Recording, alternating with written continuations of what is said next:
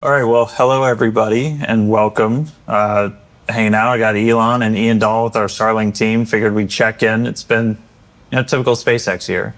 Launched a brand new vehicle, acquired xAI, now SpaceX AI, announced a Terra-sized chip building project, and so never a dull moment. Never a dull moment. Typical year, and so let's kind of wanted to connect some of the dots on how this all feeds into making life multiplanetary, starting to climb up the Kardashev scale, maybe show off some cool new AI sat stuff. Let's kind of start galaxy sized and bring people in with the Kardashev scale. What's the big picture? What's the big picture? What is the Kardashev scale? Like, how do you decide what progress a civilization has made? That's the most objective metric that any alien species, say, visiting us, would calibrate how much progress we've made as a civilization. And one of the most objective ways to do that is the amount of power that any given civilization has been able to harness. There was a Russian physicist, actually, I think, by the name of Kardashev, who thought about this, and I think it's a good way to characterize it, which is you can assess how well a civilization is harnessing the power available on the planet. That's type 1. And then type 2 would be how much of the stars' power are you harnessing? And then type 3 would be how much of the galaxy's power are you harnessing? These are very objective and measurable numbers. So right now we're very low on the Kardashev 1 scale. Like if you say, like, what proportion of our planet's power are we harnessing? It's a very, very tiny number. And basically we're harnessing almost nothing of our star's power. So the sun is truly an immense thing. It is difficult with words to characterize just how immense the sun is, but this gives you sort of a sense of scale. Yeah, it's a big difficulty jump going from level 1 to level 2. Very big difficulty jump, yes. And level 3, and we don't even know how to do level 3, really. We'll get there. Yeah, exactly. AI will figure it out, I suppose. One way to appreciate the size of the sun is to think about how heavy is the sun compared to all the rest of the mass in the solar system. So the sun is about 99.86% of all mass in the solar system. It's everything, and then of the remaining 0.14%, most of that is Jupiter, one planet. So we're still lightweight. Yes. The entire mass of Earth is in the tiny miscellaneous category. We're like Earth is a tiny dust mote compared to the sun. Well, but how much energy are we talking? Like, coming from the sun, especially compared to what we're using here on Earth? Because it feels like... Yeah. The incident solar energy on the cross-section of the Earth is roughly a half billionth of the sun's power output. And the vast majority of that we cannot use because 70% of Earth is water. Yeah. Technically, our planet should be called water. Because it is 70% water, and I think an alien civilization visiting us would be like, why are they calling it Earth when it is mostly water? We're the Greenland's not green of the solar system. Yeah, a bunch of exactly even we're 70% water, and then of the 30% that's land, a bunch of it is Antarctica or Siberia type of thing, very northern Canada type of thing, very difficult to. Not places people typically want to live, and you're not going to get a lot of solar power at the poles. So the actual usable area of land where you can get solar power is quite small. Anyway, in order to ascend the Kardashev scale, or in order to get to any meaningful percentage of the sun's energy harnessed, you have to go to space. If you wanted to get to, say, a millionth of the power output of the sun, you would have to increase civilizational energy harnessed by much more than 1 million. So we currently use much less than a trillionth of the power output of the sun. And a trillion is a million times a million. So basically, we're basically practically nowhere on the sort of the Kardashev 2 scale, practically nowhere. So on Kardashev scale, we're still non-existent. Failing. We're not non-existent. registered. We're like not a. We're not even. Yeah. We're not registering. Not even a microsol. Yeah, No. and so to actually One microsol would be an epic achievement relative to where we are right now. something to aspire to. Yeah, that's our goal. And This is, I think, both simultaneously an incredibly adventurous goal relative to where we are, and yet not particularly adventurous as a percentage of the sun's energy to try to achieve power harness being 1/millionth of what the sun outputs. And so to actually start A microsol. Yeah. to actually start getting there, though, we're not just going to throw solar arrays in space, try to soak up a bunch of the sun. Like there has to be a need. Like you want to go up there and do something meaningful. And obviously, until this point in human history, like there hasn't really been a need. What has changed to make us think that like maybe now's the time to start trying to notch a percentage point or two? I mean, getting to 1% of the sun's energy. Maybe not a percent. Let's go like we'll move the decimal point back. So you're an extremely kick-ass civilization if you get to 1% of the sun's energy. And I'm like, wow, that civilization is going to be vastly more powerful than us, to say the least. Yeah. So in order to start to make some progress on the Kardashev scale, we need to launch satellites to orbit Earth and capture solar power. And that avoids the need to build massive power plants on Earth and deal with cooling, because cooling is actually much easier in space than it is on Earth. You can just radiate to the vacuum. And so what we're proposing here and what we intend to do is to try to climb the Kardashev scale to, be kind of like a respectable civilization. So when the aliens, hopefully there are aliens out there, and they maybe finally decide to talk to us, where we have some respectable amount of the sun's energy being used. Yeah. That's not like totally pathetic, which is the current situation. And so before we start sending data centers, sending all of this to space, there are some limiting factors that we got to get through that would traditionally make it so like this is almost impossible. Yeah, what does it take to scale? Yeah. So things it takes to scale are you need to have a large mass to orbit capability, which is what Starship will give us. That large mass, so you ultimately need to send millions of tons to orbit and beyond. And you need the power associated with that. So if you want to put 100 gigawatts or ultimately a terawatt into space from Earth, you will at some point need a terawatt of solar. And then you're going to need a terawatt of AI chips. So the three things you need are mass to orbit, a lot of solar power, and radiators, of course, and a lot of chips. All right, well, let's start ticking down the list. So mass to orbit, that's where Starship comes in. Yeah. We just had first flight of V3. It was awesome. I know you were there. It was crazy to see that rocket launch. Yeah. And like long time coming. What's Starship's kind of purpose of being? What is it going to be doing? Yeah, so Starship is going to revolutionize space, really. It's the first rocket design that is capable of full and rapid reusability. Now, reusability is the fundamental breakthrough that is necessary to make life multiplanetary, as well as to ascend the Kardashev scale. You simply cannot ascend the Kardashev scale unless you have a reusable spacecraft, and you cannot extend life to the moon, to Mars, and to the rest of the solar system without a reusable rocket. The cost is simply prohibitive. You can't make enough rockets. Yeah. Unless you can refly them. Just like any other mode of transport, you can imagine that if we had to throw away airplanes every time we flew, flying would be far too expensive, and basically no one would be flying airplanes. You're doing a whole lot more driving. Rapid Yes. reusability. Yes.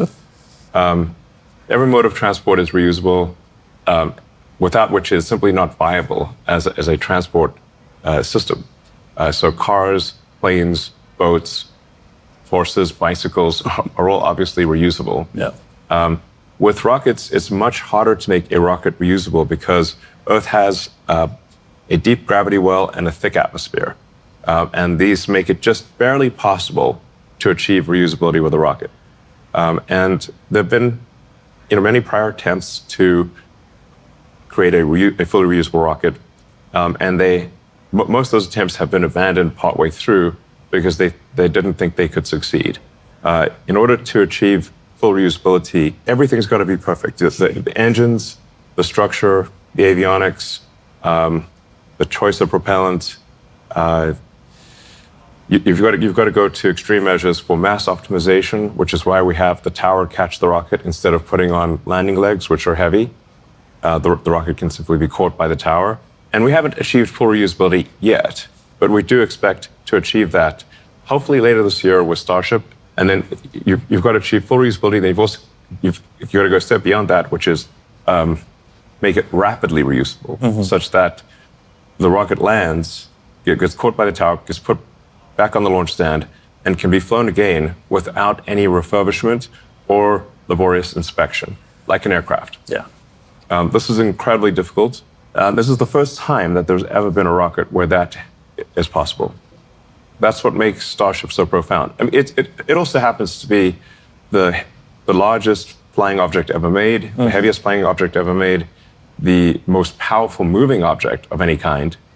Starship V3 is more than double the thrust of the Saturn V moon rocket.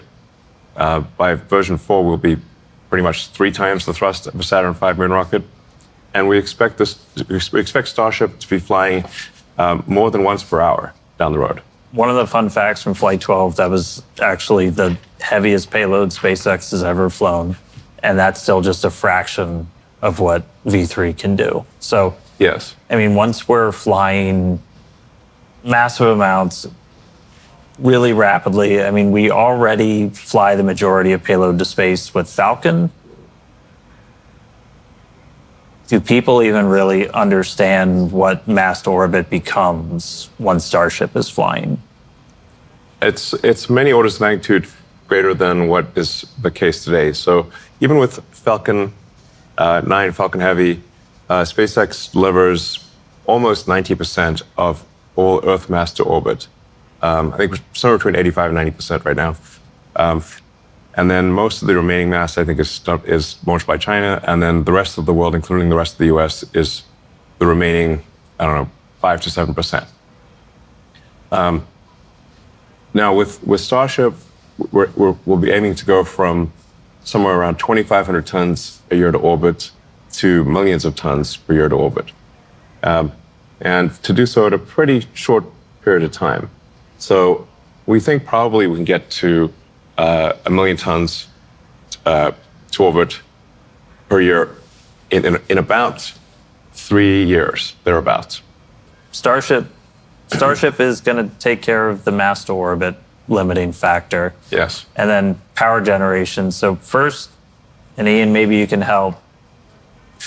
People probably struggle to visualize a little bit when you say like data center in space. Like we're not going to slap engines on a building and fly it up there. Like these actually look like pretty different. And so kind of walk through how you take something that's in a giant building on the ground and turn it into something that's functional in space. Yeah, I think it's pretty interesting. A lot of people don't actually know what the inside of a data center even looks like, right? Yeah. And it's some like mythical place where the internet's in the cloud or something. Yeah, some people envision wires, some people envision boxes, but like effectively it comes down to a set number of chips and the things that we need to launch into space are actually quite small when we look at it.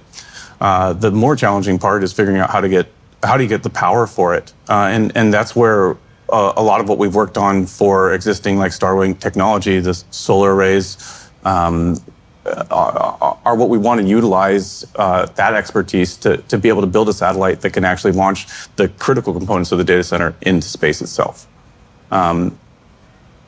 We like to look at this and say, like, what is the actual engineering problem here? And it's really a combination of delivering power and then taking the waste heat and energy away and sending it into the vacuum of space, as you mentioned.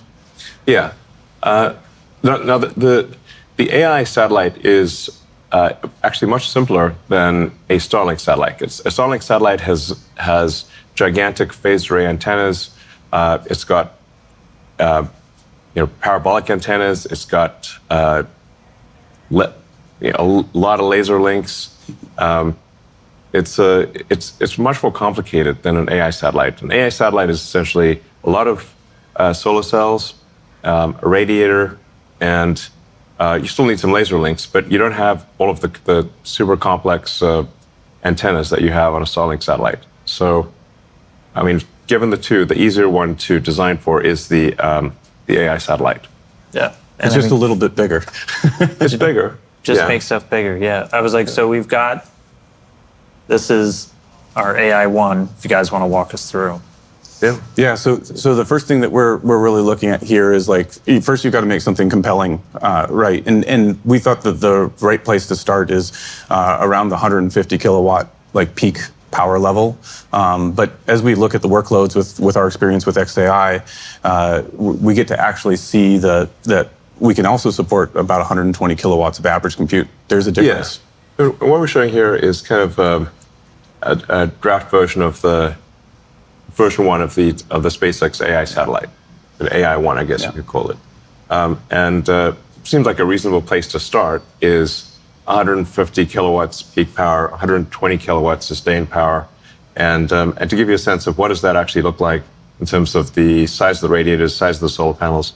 The assumptions here are 250 watts per square meter for the solar array, and about 1,400 watts per square meter for the radiators. So the radiators, these are double-sided.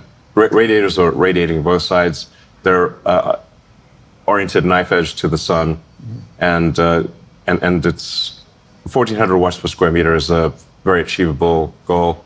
Over time, we think we can probably do above 250 watts per square meter and above 1,400 watts per square meter for the solar panels and radiators, respectively.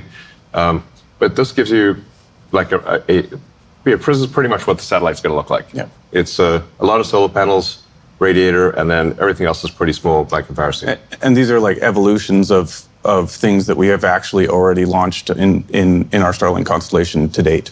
Yeah. That's really, I think, the cool part to me is that we're looking at solar technology that we already are going to use on the V3 Starlink vehicle. So I'm like really excited to then just take those and make it bigger. Yeah, part of what we want to convey here is that there's not some magic that's necessary that doesn't exist for the AI satellites. As Ian said, a lot of this is technology we've already made for the Starlink V3 satellites. So we basically don't think this is a super hard problem compared to things we already do. Mm-hmm. There would also be probably something on the order of a terabit of connectivity, of laser link connectivity from the satellite. Mm-hmm. The 150 kilowatt peak power level roughly matches what, say, an NVIDIA GB300 rack would do. So if you've got a GB300 with 72 GPUs, its peak power, I think, is around 140 kilowatts. But it's almost impossible to get it to be at that peak power. A more reasonable operating envelope would be around 120 kilowatts average power. But it can peak up to 150. So it's basically, think of it as a rack of compute in space. And then you can connect these racks of compute to either each other via the laser links or directly to the Starlink constellation. Yes. So you can close the link with the Starlink constellation, and then Starlink can then send that data to the ground using the existing Ka and Ku antennas on the vehicle. It also has laser links to the ground as well. So, and this would not be at a particularly high latency. We're talking about maybe being around 600 to 800 kilometers above the Earth, and light travels 300 kilometers per millisecond. So that's it's about 3 milliseconds away. Yeah. Basically, it's not very far. Won't worry about that too much then. It's not. Sometimes people worry, think there's going to be some like high latency. I'm like, Yeah. No, speed of light moves pretty fast. Light moves pretty fast. It's a tall one. Yeah. Yeah. I think the cool thing also is the radiators themselves are about the same size as the existing solar arrays for the V3 vehicle. Kind of in that realm where we're flying today. Yeah. So I mean, they got about a 70-meter wingspan. So these are fairly large. We're talking about building a lot of them and Yes. putting them up there. But you like to say like space is in the name. Like there's a lot of space up there. And so even when you're talking thousands or even up to 1 million satellites, Yeah. you got plenty of room to move around up there. Yeah, space is really big. So it's not like space is going to get crowded. Space is enormous. Like if you zoom in close to the satellite, it looks big, but if you actually look at it relative to the Earth, the satellites are so tiny you can't even see them. So they're very, very tiny compared to Earth. And I mean, we have about 10,000 Starlinks in orbit right now. Yeah. We've got a pretty good idea of how to operate just really large constellations and do it safely now, right? We Yeah. are the only operator that has any experience of that scale. It's a great thing that we have this background, so we know how tightly we can pack the satellites and fly them safely. That's a number one goal when we look at the constellation. We're going to be building a lot of satellites, and we're going to be building them here in Bastrop, right? So we've got this, which Yeah. So we're in that building, kind of in the middle, which Yeah, we're sitting in that building right now. This is my first time here. The building is massive. Like you come around the corner, big. you see it through Yeah. the trees, and you're like, oh wow. But we're about to kind of put this building to shame, aren't we? Yes, we're going to. In fact, we already have the solar manufacturing facility. It's under construction already, and then we will be building out the AISAT production building soon. So we expect to have the AISAT production, the solar production, and all of that operating at some reasonable volume by the end of next year. So if anybody wants to work on AI satellites, this is kind of going to become the hub of that. We're also, so I mean, like right behind us, the machines are humming. We're still making all of our user terminals for Starlink here. Yeah. That's not going anywhere. In fact, we're turning on new production lines for new units, right? Yes. In fact, these are the new Starlink terminals, which we made in much higher volume than the current terminals.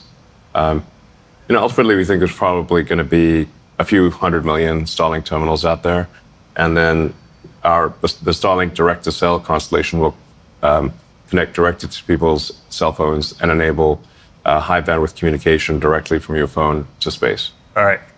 We're 2 limiting factors down. We've got mass to orbit, got putting solar, and a few third one's chips. Yes. So at least in the beginning, we can obviously launch the chips that are already being made.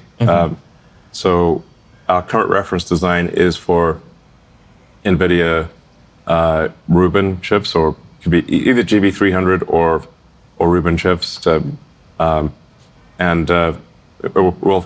also have a reference design for TPUs, and essentially you can put any existing chips into orbit.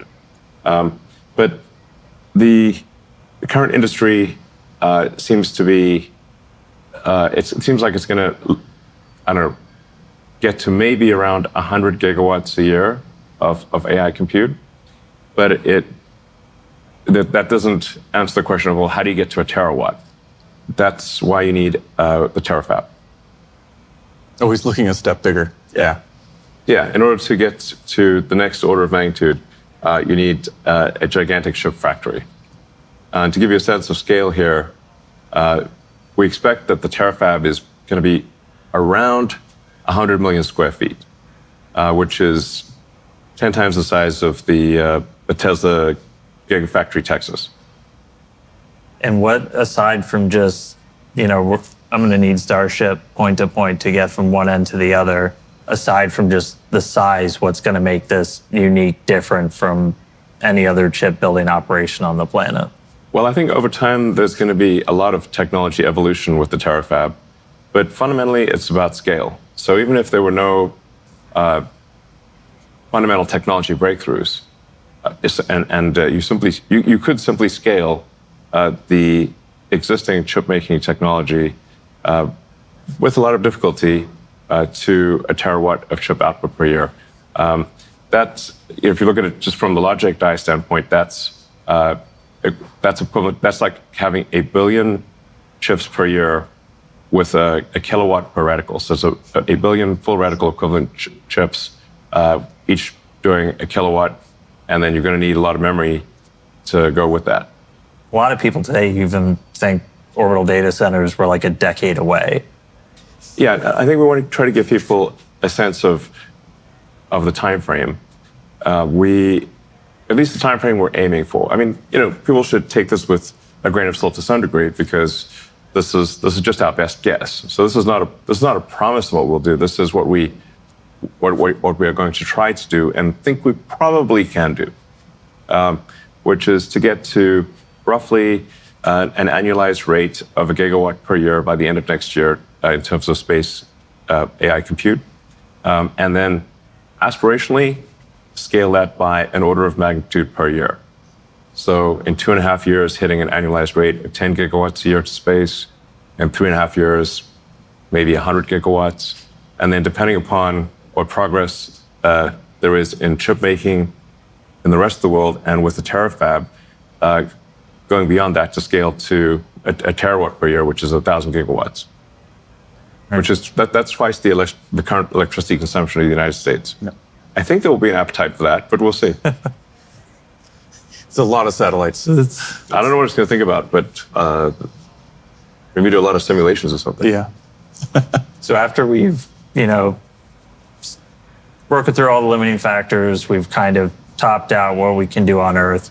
What is the next step to, again, try and actually notch maybe some percentage points towards becoming Kardashev level 2?